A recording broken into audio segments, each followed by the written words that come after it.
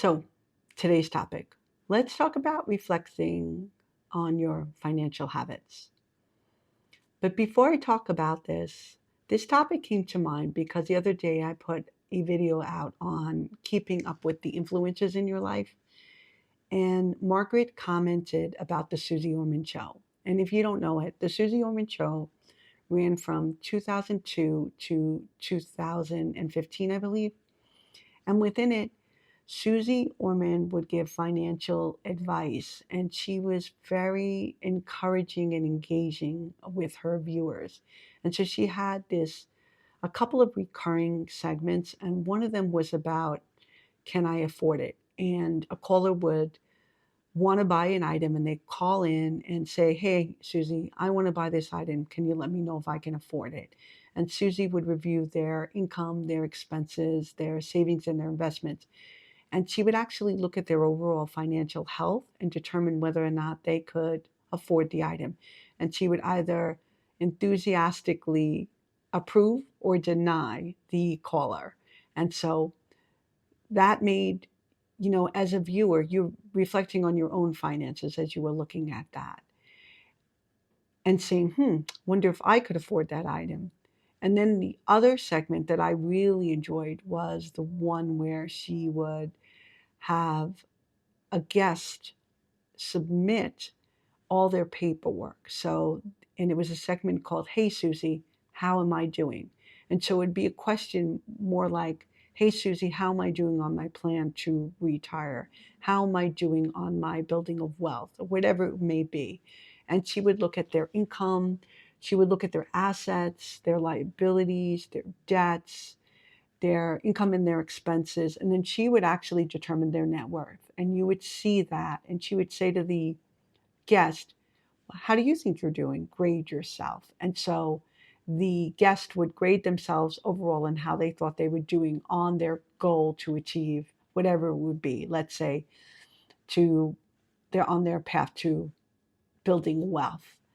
And usually what ended up happening is more often than not, Susie would give them a grade that did not align with the grade that they would give themselves. So she would always either, it would generally be a lower grade. And she would then give them actionable items that they could improve to improve their overall finances and well-being.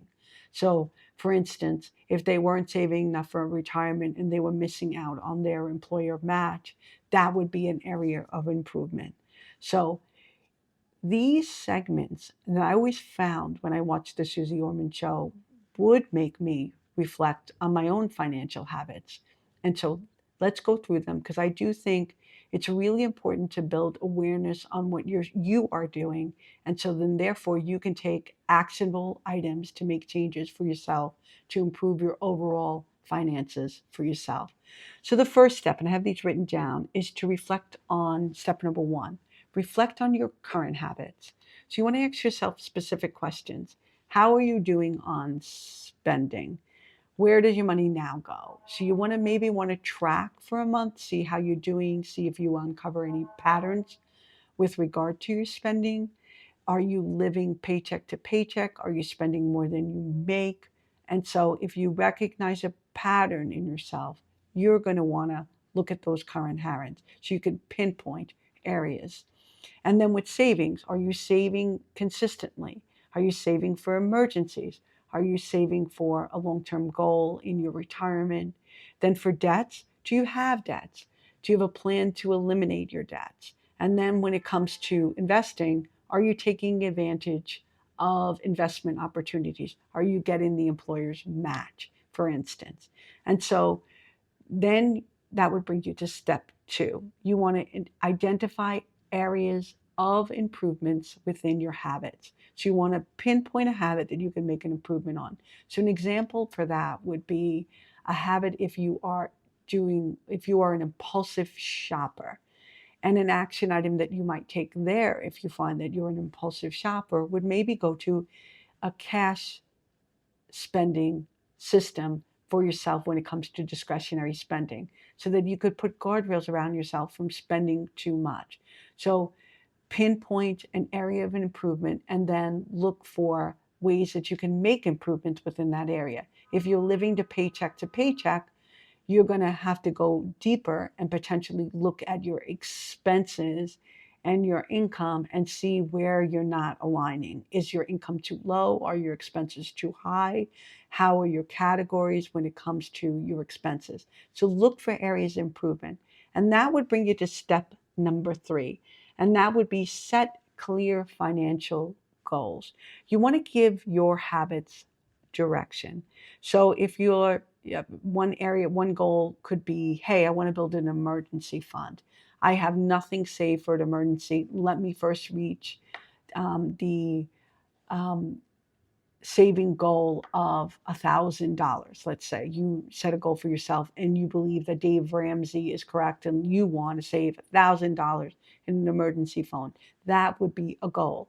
If you want to invest in your retirement and you're looking to do the maximum you can for your retirement, that would be another financial goal. So you want to break these goals down into smaller, manageable goals. So, like for instance, I did a video on um, November. The month of November has actually 3 checks for some people, or it has an additional check for overtime in the month of November, because there are 4 months of the year where you actually get an additional check because of the 52 weeks and the 48 weeks with regards to paychecks. For most people, there's only 48 weeks in paychecks, but some people are getting paid bi-weekly, so they might actually get an extra paycheck in November. And you may want to take that extra check and actually put it in an emergency fund. That would be an example of an actionable goal that you could set for yourself. And then that would bring you to step number 4. And step number 4 is to create a consistency plan.